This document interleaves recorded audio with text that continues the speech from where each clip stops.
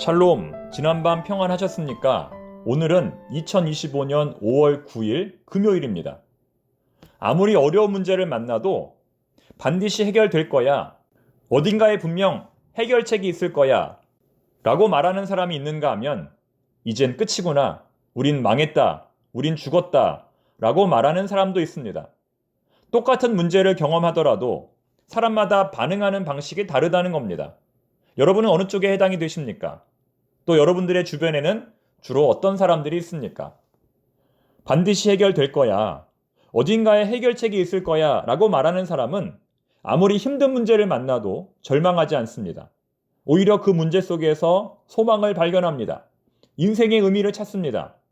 문제 속에 답이 있다, 하늘이 무너져도 솟아날 구멍이 있다 생각하며 믿음으로 나아갑니다. 그러면 없던 길도 열리고 보이지 않던 문도 보입니다. 하지만 반대로 이젠 끝이구나, 망했다라고 말하는 사람들은 늘 불행과 절망 속에 살며 기쁨을 누리지 못합니다. 밥을 먹어도 무슨 맛인지 모르고 여행을 가도 하나도 기쁘지 않습니다. 과거의 고통과 미래에 대한 두려움으로 인하여 현재의 삶을 누리지 못합니다. 늘 불안과 염려 가운데 살아갑니다. 여러분들은 어느 쪽에 해당이 되십니까? 인생 세옹지마, 우리 인생에는 늘 좋은 일과 나쁜 일이 반복되기 마련이고 때로는 행복의 가면을 쓴 불행이, 불행의 가면을 쓴 행복이 얼마든지 우리를 찾아옵니다. 그렇기 때문에 우리는 일이 일비하지 말아야 하는 것입니다. 좋은 일에도 나쁜 면이 있고 나쁜 일에도 좋은 면이 있기 때문입니다. 하지만 잘 생각해 보십시오. 어찌 되었건 간에 우리는 여기까지 왔습니다. 여기까지 온 사람이 승자입니다. 죽을 뻔했지만 죽지 않았고, 망할 뻔했지만 망하지 않았고, 모든 것이 끝날 줄 알았지만 끝나지 않았습니다. 여러분, 한번 돌이켜 보십시오. 지난 삶에서 우리가 겪었던 수많은 위기의 순간들을 돌이켜 보십시오. 하나님의 인도하심과 도우심으로 말미암아 우리는 여기까지 무사히 온 것입니다. 그러므로 앞으로 인생 또한 우리를 인도하실 하나님을 바라보며 믿음으로 나아가야 할 것입니다. 어떠한 고난을 만나더라도 주저하지 말고 당당하게 나아가야 할 것입니다. 그것이 바로 하나님을 기쁘시게 하는 믿음의 태도일 것입니다. 오늘의 본문 민수기 21장 1절부터 9절까지의 말씀에도 희망과 절망, 실패와 소망이 반복됩니다. 어제 민수기는 크게 세 부분으로 나뉜다고 말씀드렸죠. 1장부터 10장까지는 출발 준비, 11장부터 20장까지는 광야 생활, 21장부터 마지막 36장까지는 약속의 땅 가나안으로의 여정입니다. 지금 우리는 어디 있느냐? 약속의 땅 가나안으로의 여정 가운데 있다는 겁니다. 이제 불과 얼마 남지 않았다는 것이죠. 아파트 입주로 따지면 새 아파트 입주가 이제 며칠 앞으로 다가왔다는 겁니다. 얼마나 설레이고 얼마나 기쁠까요? 본문 1절부터 3절은 이스라엘 백성들이 최초로 승리하는 이야기입니다. 그동안 실패만을 반복했던 이스라엘 백성들이 약속의 땅을 눈앞에 두고 승리의 소식을 전해왔다는 겁니다. 회복의 시작이라는 것이죠. 물론 처음에는 어려움이 있었습니다. 갑자기 기습 공격을 받은 이스라엘 백성들이 적에게 사로잡혔기 때문입니다. 하지만 이스라엘 백성들은 낙심치 않고 하나님께 기도했습니다. 만일 하나님이 도와주셔서 이 전쟁에서 승리하게 하신다면 저들의 성읍을 하나도 남기지 않고 다 진멸하겠다는 서원 기도를 하나님께 올립니다. 하나님은 그들의 목소리를 들으시고 그들을 이 전쟁에서 승리하게 도우십니다. 그런데 이 전쟁이 더욱 중요한 까닭은 이 전쟁의 장소가 호르마라고 하는 장소이기 때문입니다. 원래 호르마는 이스라엘 백성들에게 있어서는 실패의 장소입니다. 지난 40년 전에 이곳에서 아말렉과 싸웠다가 패배를 했기 때문입니다. 12명의 정탐꾼들이 가나안 땅을 정탐하고 돌아왔다가 악평을 한 뒤에 뒤늦게 정신 차리고 전쟁하러 올라갔다가 패배를 당한 곳이 바로 이 호르마라는 것입니다. 이 전쟁의 패배로 인하여 출애굽 1세대가 모두 진멸을 당한 것입니다. 그런데 오늘 그 장소에서 하나님의 새로운 역사가 시작된 것입니다. 이제 호르마는 실패의 상징이 아니라 성공의 상징이 될 것입니다.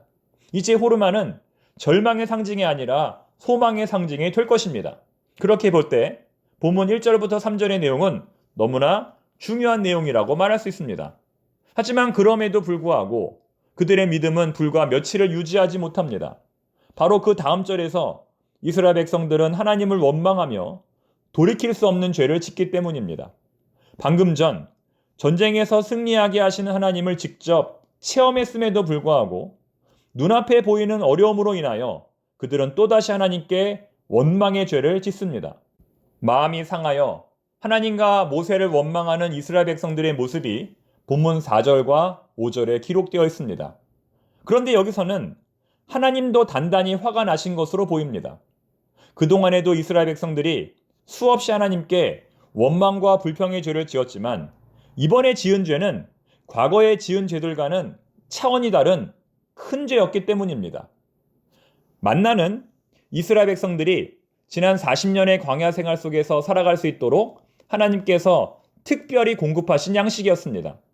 하나님은 또한 만나 외에도 그들이 고기를 먹을 수 있도록 메추라기를 보내셨고 물이 필요하면 바위를 열어 물을 공급하셨습니다. 하나님은 그들의 필요를 이처럼 때마다 일마다 채워주셨습니다.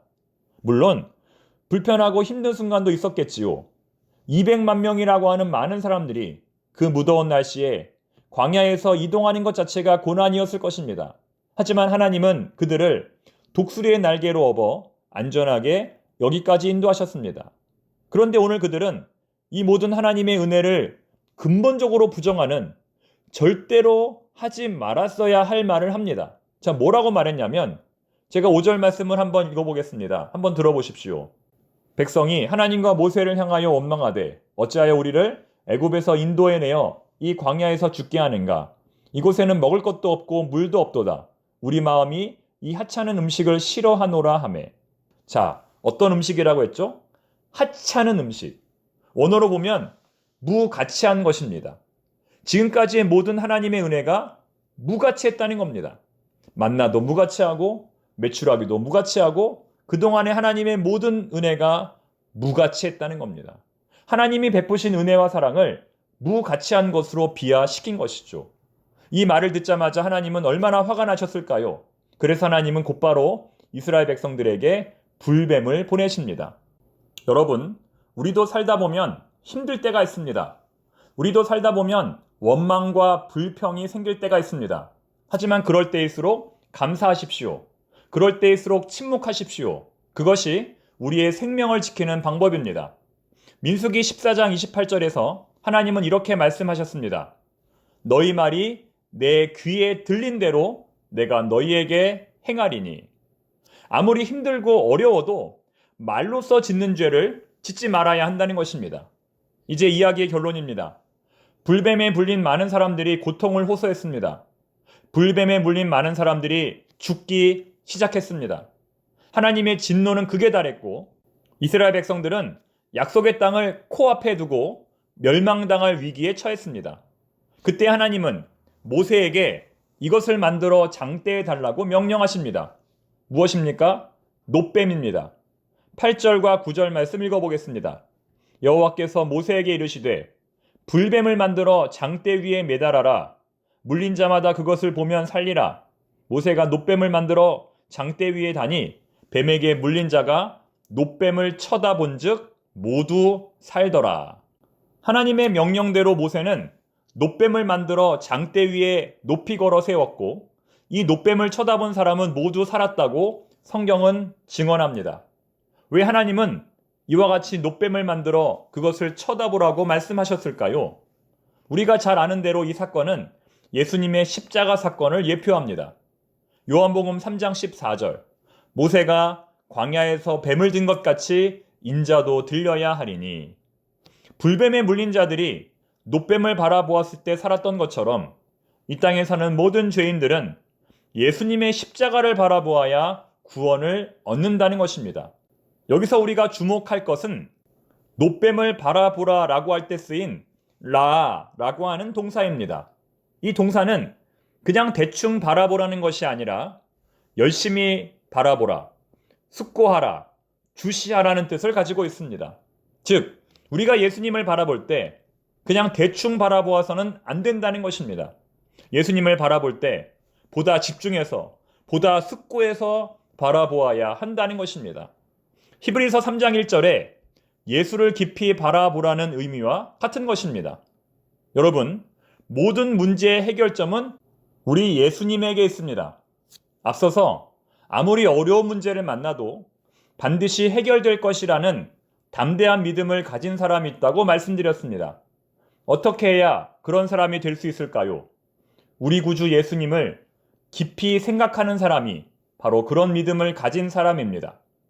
장대에 달린 놋뱀을 믿음으로 집중해서 바라보았을 때 문제의 해결책을 발견할 수 있었다는 것입니다. 오늘 하루 세상의 분주한 일들 가운데에서도 우리 구주 예수님을 보다 더 깊이 생각할 수 있는 우리 모두가 되기를 바랍니다. 기도하겠습니다. 하나님 아버지, 이번 한 주간도 저희들을 붙들어 주시니 감사합니다. 시시각각으로 우리를 찾아오는 모든 절망으로부터 우리를 보호하여 주시옵소서. 아무리 어려운 문제를 만나더라도 반드시 해결책이 있음을 믿고 우리 주님을 깊이 바라볼 수 있는 믿음의 사람들이 되게 하여 주옵소서. 아버지, 이제 피택자 임직식이 열흘 앞으로 다가왔습니다. 한 사람도 시험에 드는 사람이 없는 준비된 임직식이 되게 하옵소서. 모든 준비 과정이 순조롭게 이루어지게 하옵소서. 이 일을 통하여 우리 청파동 교회가 더욱 성장하고 자라나게 하옵소서. 예수님의 이름으로 기도드립니다. 아멘.